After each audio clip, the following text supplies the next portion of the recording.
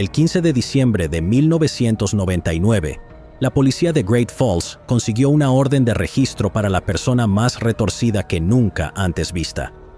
Todo empezó a ponerse extraño cuando encontraron un diario con códigos. En realidad, se trataba de recetas con nombres como Little Boy Pot Pie, French Fried Kid y Little Boy Stew.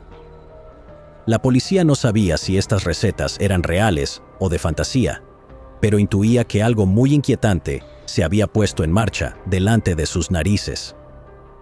¿Qué estaba ocurriendo en la cocina de aquella casa abandonada? ¿Cómo llegó la policía al inquietante caso de Nathaniel Bar Jonah? Zachary Xerxes Ramsey, de 10 años, conocido como Zach, era un niño despreocupado y sociable. Su buen humor le hizo muy popular entre sus profesores, padres y amigos. Vivía en el 400 de la calle 4 Norte y asistía a la escuela primaria Whittier. Normalmente, el grupo de amigos se reunía antes de que sonara el timbre para corretear y jugar juntos antes de ir a clase. Desgraciadamente, aquellas dichosas mañanas de infancia pronto tendrían un trágico final. Era una fría mañana de invierno el martes 6 de febrero de 1996. El frío matutino de las 7:30 de la mañana no había hecho mella en Zach y sus amigos. Zach llevaba una cazadora vaquera azul con mangas verdes, una camiseta de fútbol azul con su apellido impreso en la espalda en letras doradas, vaqueros lavados a la piedra y zapatillas negras. El plan, como de costumbre, era reunirse fuera del colegio, jugar y charlar antes de que sonara el timbre. En su euforia, casi olvida su lunch en casa. Siguiendo su rutina habitual, Zach se dispuso a ir andando al colegio. Sin embargo, ese día estaría lejos de ser rutinario. Zach era muy conocido en la comunidad de Great Falls. Nunca había tenido nada que temer hasta aquel día. Las calles estaban cubiertas de nieve, y él paseaba dando patadas a una bolita de nieve. Luego entró en un callejón que acortó su ruta, aunque su colegio estaba a solo 6 manzanas. No se sabe si se dio cuenta de que había un hombre sentado en el sedán de 4 puertas color hueso, aparcado en el callejón detrás de una casa en el bloque 400 de la Quinta Avenida Norte. El motor funcionaba al ralentí mientras la figura permanecía.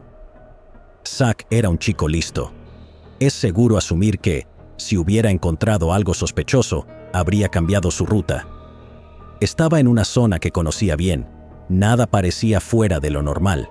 Sin embargo, en algún punto entre el callejón que desemboca en la calle 6 y la 7, Zach desapareció.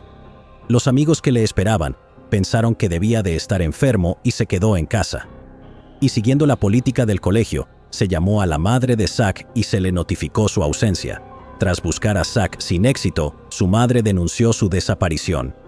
Cuando la noticia llegó a la opinión pública, se convirtió en una de las mayores historias que jamás haya afectado a la comunidad de Great Falls. La desaparición de un niño de camino a la escuela conmocionó a la opinión pública, que no estaba dispuesta a creer lo peor.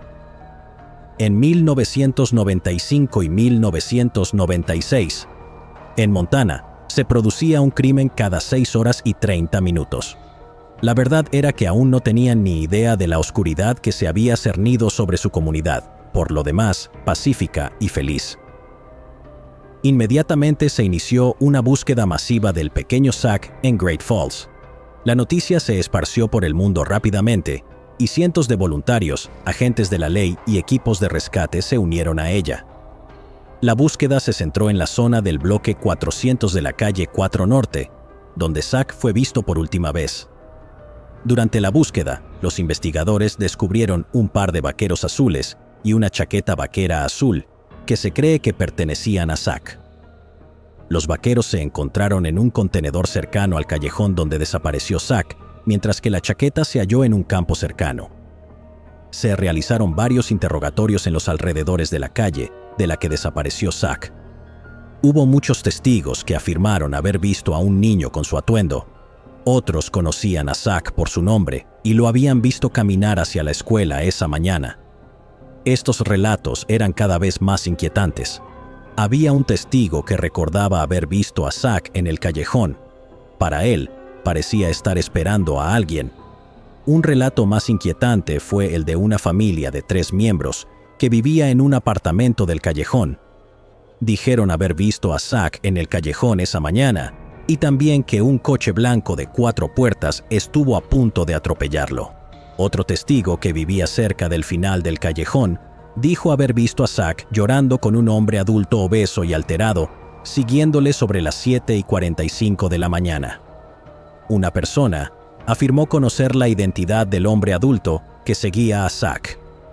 Vio a este hombre con una chaqueta azul marino de policía sacando la basura.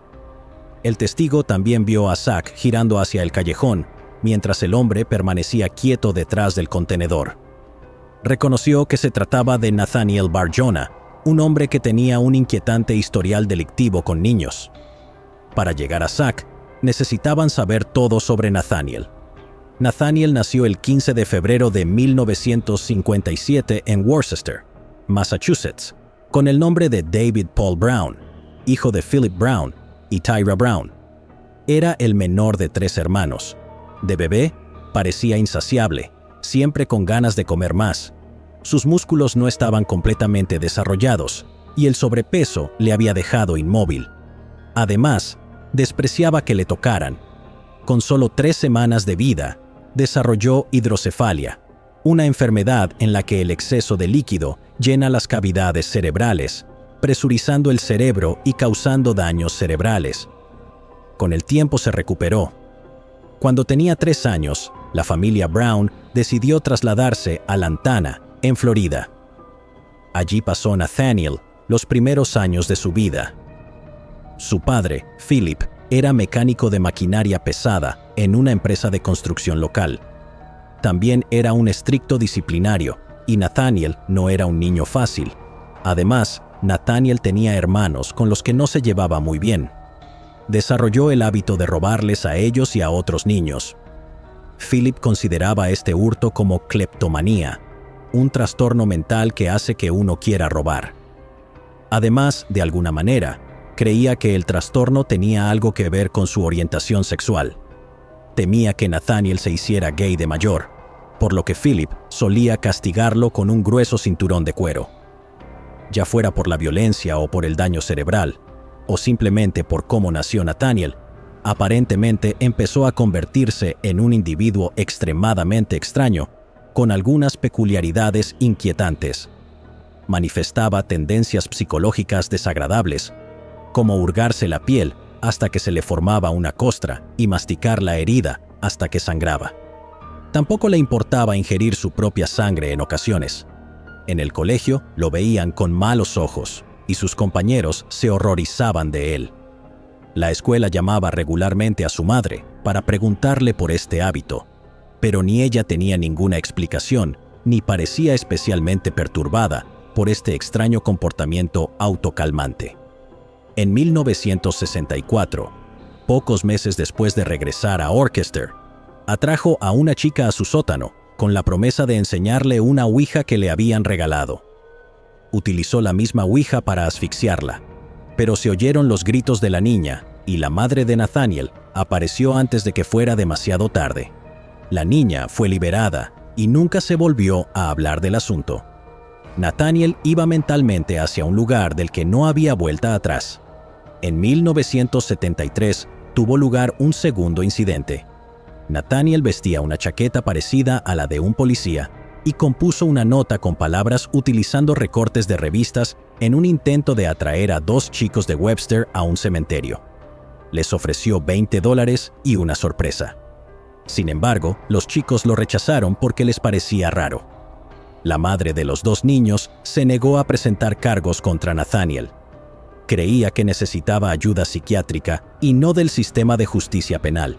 Fue una decisión que más tarde perseguiría a todos, ya que ahora, cada vez que Nathaniel se ponía una chaqueta de policía, un niño en algún lugar estaba en peligro inminente. A finales de marzo de 1975, Nathaniel, que ya tenía 18 años y estaba a punto de abandonar el instituto, vio a un niño que se dirigía a la escuela. Vestido con su infame uniforme de policía, Nathaniel secuestró a un chico llamado Richard O'Connor. Por suerte, un vecino se percató del secuestro e informó a la policía. Más tarde, Una patrulla localizó en un aparcamiento el vehículo utilizado en el secuestro. Se pidieron refuerzos. Ordenaron a Nathaniel que saliera del coche. Allí, en el coche, yacía Richard O'Connor al borde de la muerte, ensangrentado y en estado crítico. También se había defecado y orinado encima. Nathaniel fue detenido allí mismo, pero más tarde quedó en libertad condicional. Durante ese tiempo, viajó a la cercana Hartford, Connecticut. Allí se hizo pasar por policía y secuestró a una niña. Sin embargo, la chica empezó a convulsionar y a vomitar durante la agresión, tras lo cual Nathaniel la arrojó del coche junto a la acera.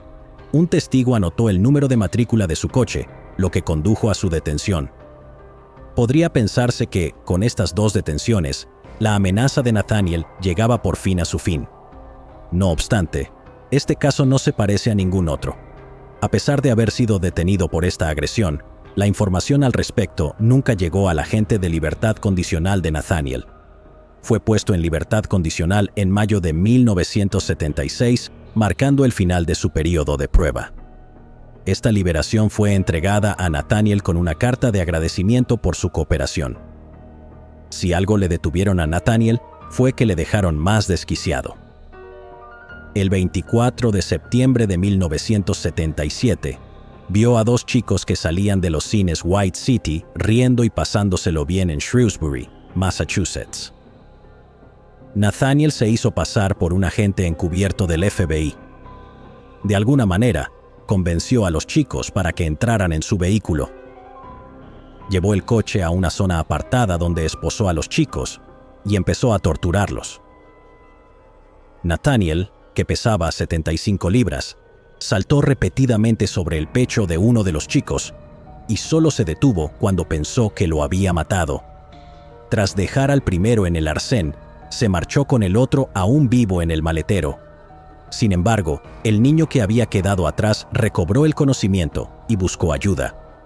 Al cabo de una hora, Nathaniel fue encontrado, al igual que el niño del maletero.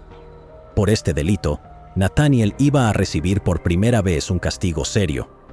Recibió la pena máxima de 18 a 20 años en el correccional de Massachusetts, Concord. Asignado ahora a un psicólogo de la prisión, la institución actual se consideró inadecuada para Nathaniel tras mantener conversaciones en las que enumeraba fantasías desquiciadas. Entonces, fue trasladado al Hospital Estatal de Bridgewater, que era un centro de tratamiento para delincuentes peligrosos, gestionado por el Estado. Allí permaneció por tiempo indefinido. El 22 de marzo de 1984, estando aún en prisión, Nathaniel, cuyo nombre legal era David Brown, cambió su nombre por el de Nathaniel Benjamin Levy Bar Jonah. Sin embargo, estaba por ver si este cambio de nombre reflejaría un cambio en sus costumbres. Dio varias explicaciones de por qué se cambió el nombre. Una de ellas que quería saber lo que era ser discriminado y perseguido como judío. Más tarde, le dijo a alguien que era judío y que quería que su identidad judía se reflejara en su nombre, aunque su ascendencia étnica era escandinava, y ese nombre era toda la conexión judía que había tenido. Ese mismo año de 1984, Nathaniel obtuvo la libertad condicional después de que dos psicólogos contratados por la defensa declararan que ya no era una amenaza para la sociedad. El estado de Massachusetts no aportó pruebas ni testimonios suficientes para demostrar que Nathaniel era, de hecho, peligroso y, por tanto, no podía salir en libertad. El 12 de febrero de 1991, el juez del Tribunal Superior Walter Steele ordenó que se le pusiera en libertad. Sin embargo, cuestiones relacionadas con la administración retrasaron esta puesta en libertad hasta julio de ese año.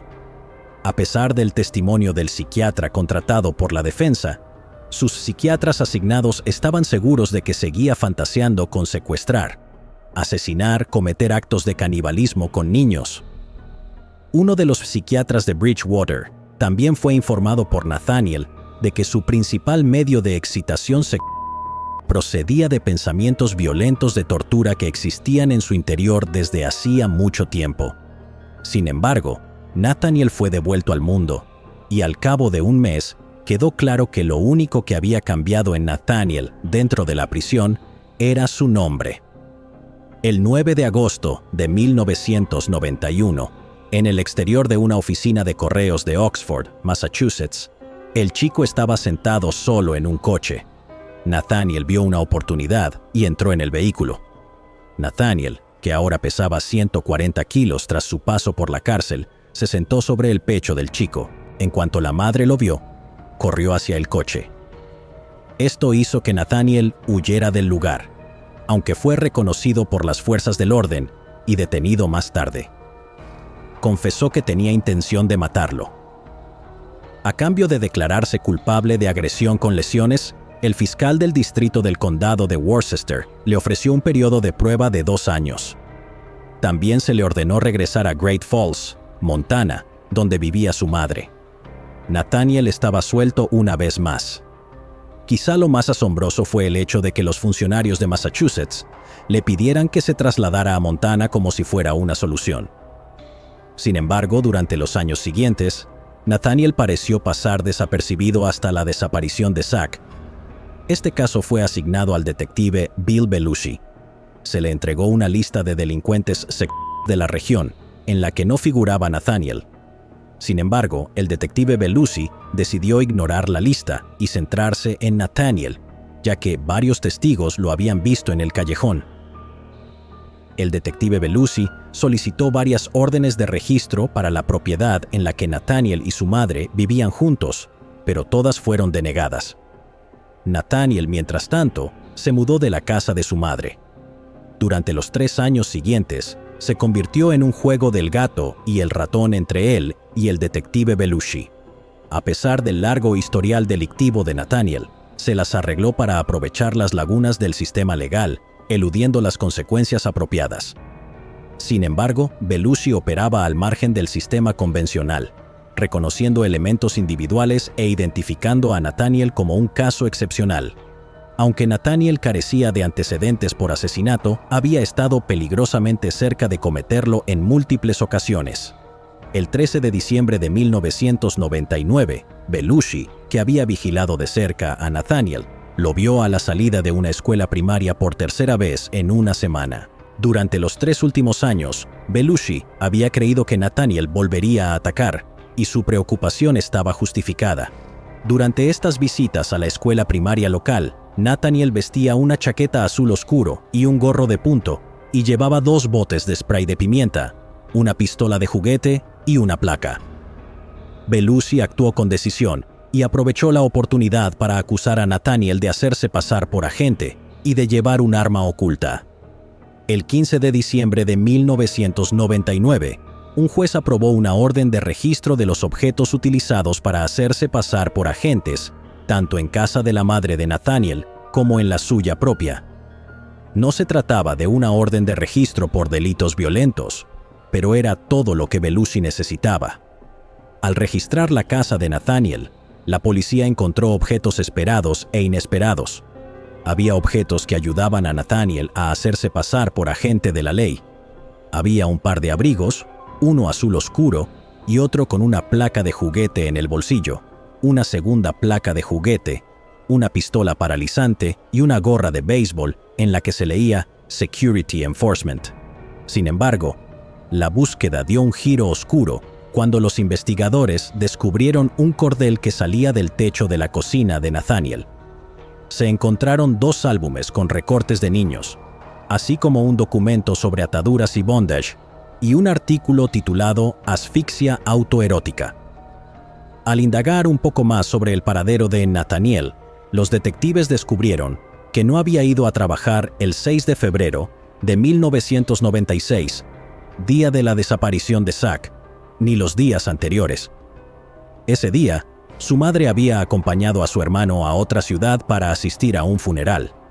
Sin embargo, su coche, un Toyota Corolla 1978 de 4 puertas y color hueso, se quedó con Nathaniel. Dados los descubrimientos realizados, Belushi obtuvo otra orden de registro a los 2 días de la primera. Durante el segundo registro en la casa, entre recortes de periódicos del caso de Zach, la policía encontró una extraña lista titulada Lake Webster, con los nombres de 54 chicos. Se remontaban hasta las primeras víctimas de Nathaniel de Massachusetts, incluidos los nombres de los 3 chicos a los que agredió en los años 70. La última entrada era Zachary Ramsey y le seguía la palabra murió. Y la cosa no acabó ahí. También se recuperaron 3.500 fotografías de niños y película sin revelar con imágenes sexuales de Nathaniel y 3 chicos sin identificar. Había algunos diarios con caracteres arbitrarios que parecían una especie de escritura codificada. Estos fueron llevados inmediatamente para ser revisados en una fecha posterior. Los compañeros de cuarto de Nathaniel fueron entrevistados. Un antiguo compañero de piso describió haber visto ropa que coincidía con la ropa de Zach con la que fue visto por última vez. También había encontrado unos guantes ensangrentados. En una conversación con otro compañero de piso, Nathaniel mencionó a Zachary Ramsey sin mucho contexto. En un momento dado, llegó a afirmar que nunca se encontraría a Zach porque había sido descuartizado y esparcido por diferentes lugares. Un mes después, se descifró el código del diario encontrado en casa de Nathaniel. Era un libro de cocina, pero los nombres de las recetas indicaban que las peores fantasías de Nathaniel ya habían tomado forma. Los títulos de los platos tenían un patrón inquietante, con nombres como Little Boy Pot Pie, French Fried Kid y Little Boy Stew. Por último, la policía encontró en el garaje de Nathaniel una gran sección de madera contrachapada manchada, que había sido fregada con lejía y también golpeada varias veces con un cuchillo de carnicero, como si hubiera sido utilizada como tabla de cortar. Una prueba de luminol en la habitación reveló que la palabra Tita había estado escrita en el suelo con sangre. Se relacionó provisionalmente con James Tita, un niño que apareció violado y estrangulado en Wren Ridge, New Hampshire, en 1973.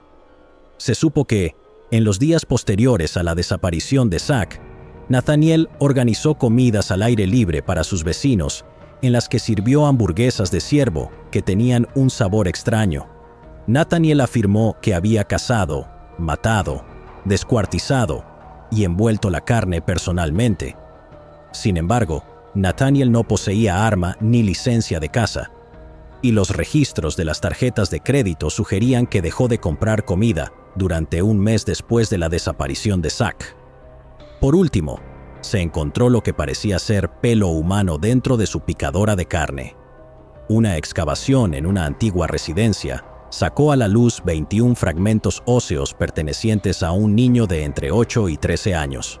Las tuberías de la casa no pudieron examinarse porque habían sido sustituidas debido a constantes problemas de obstrucción. El ADN del pelo y los huesos pertenecía a 2 varones afroamericanos diferentes, ninguno de los cuales era Zach. Estos huesos nunca han sido identificados. Casi toda su vida, Nathaniel había practicado la caza como una actividad de ocio, pero cuando llegó el momento de los procedimientos legales y el juicio, todo se redujo a 3 niños. El caso de Zach había causado el mayor revuelo y podría haber sido el catalizador que derribara a Nathaniel. Sin embargo, la madre de Zach se negaba a creer que su hijo estuviera muerto. ¿Fue la negación derivada del inconcebible dolor asociado a la verdad emergente? O tal vez el estímulo del equipo de la defensa. El mundo nunca llegaría a saberlo. Sin embargo, su negativa impidió que se cerrara el caso de Zach. No creía que Nathaniel tuviera relación alguna con la desaparición de Zach porque una vidente la convenció de que Zach vivía en Italia. De hecho, amenazó con defender a Nathaniel si lo llevaban a juicio por el asesinato de su hijo. Finalmente, los cargos relacionados con la desaparición de Zach tuvieron que retirarse por falta de pruebas. La policía y los fiscales que habían trabajado duro en los últimos años para atrapar a Nathaniel solo tenían una opción: centrarse en otras posibles víctimas y hacerlo rápido. 2 nombres de la lista encontrada en casa de Nathaniel pertenecían a chicos que vivían en el mismo edificio que él. Estos chicos también aparecían en las grabaciones incautadas en el domicilio de Nathaniel. Uno de los chicos confirmó que Nathaniel les invitó a una fiesta de pijamas y luego abusó de ellos. Pero el otro chico visitó a Nathaniel en la cárcel y le escribió diciéndole que era su amigo, y que nunca le había hecho daño. Este depredador de niños y desviado sexual estaba casi en los pliegues del sistema judicial, y todo el mundo podría verle exactamente como era. Pero una vez más, el caso caía por las rendijas de la legalidad. Mary Patrone, de 36 años, que era solo una niña cuando fue agredida por Nathaniel, lo reconoció en un abrir y cerrar de ojos. Sin embargo, el delito había prescrito, y Nathaniel no podía ser acusado de ello. A pesar de los numerosos fallos del sistema judicial en el pasado, Nathaniel fue condenado posteriormente a 130 años de prisión sin posibilidad de libertad condicional por los cargos de secuestro, agresión con agravantes y agresión sexual de varias. En 2008, Nathaniel fue encontrado inconsciente en su celda debido a un ataque al corazón. Llevaba algún tiempo delicado de salud, y ese día fue declarado muerto. Se llevó a la tumba muchos secretos horripilantes. El caso de Nathaniel puede atribuirse a varios factores, entre ellos una comunicación y un intercambio de información inadecuados. Por ejemplo, su agente de libertad condicional no conocía su otro delito en 1977. En 1999, cabría esperar que el proceso hubiera cambiado. Sin embargo, un tribunal de Montana desconocía los delitos de Nathaniel en Massachusetts. El sistema no comprendió el patrón de conducta de Nathaniel y, por tanto, no supo manejar la situación. La falta de conciencia condujo directamente al abuso atroz de muchos niños durante décadas. A pesar de las objeciones de la madre de Zach, un juez declaró a Zachary Ramsey legalmente muerto en 2011. Sin embargo, si la madre de Zach tenía razón y todavía está vivo en algún lugar, tendría unos 30 años y este aspecto. Nathaniel era un depredador sexual y posiblemente incluso un caníbal. Sin embargo, se le permitió andar libre una y otra vez. Se pasó por alto el hecho de que cumplió 11 años en una institución psiquiátrica y volvió a agredir al mes de salir. ¿Cree que los sistemas actuales están preparados para abordar eficazmente estas situaciones? ¿O sigue habiendo individuos que se cuelan por las rendijas del sistema, lo que les permite perpetuar horrores que deberían haberse evitado? Llegados aquí, ¿acaso no has visto este otro crimen? Yo no me lo perdería, ¿eh?